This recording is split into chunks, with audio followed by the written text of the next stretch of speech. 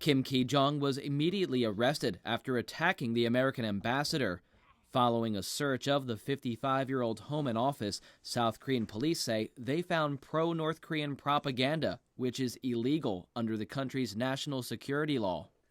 That law concerns Park Geun-young of the civic group People's Solidarity for Participatory Democracy.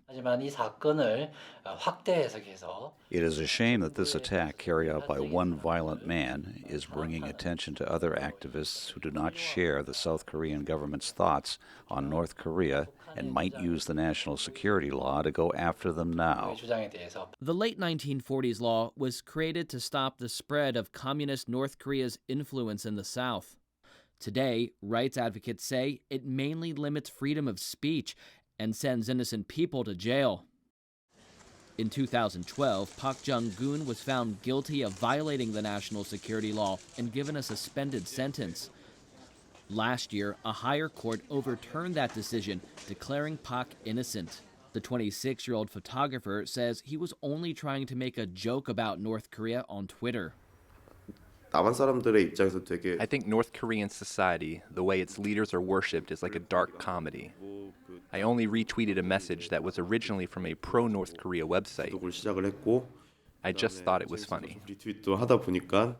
Park says he now thinks twice before writing on social media.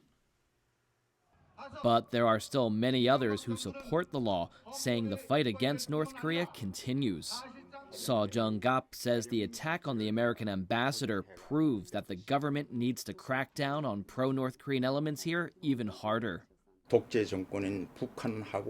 Korea is the world's worst dictatorship. They launched attacks in 2010 and killed 46 of our soldiers. I do not think issues like the economy and human rights are as important as unifying the nation. While many critics do not dispute that North Korea remains dangerous, they say the ambassador attack proves that the law does little to keep anyone safe. That's one reason why activist Park Geun-young says it should be abolished. Of course, security is important, and the country needs laws to stop spies who work for the enemy. However, the national security law does not do that. It only stops people from expressing their opinions. As South Korean investigators look for North Korean links to the ambassador's assault, Pyongyang praised the attack but maintains it had nothing to do with it.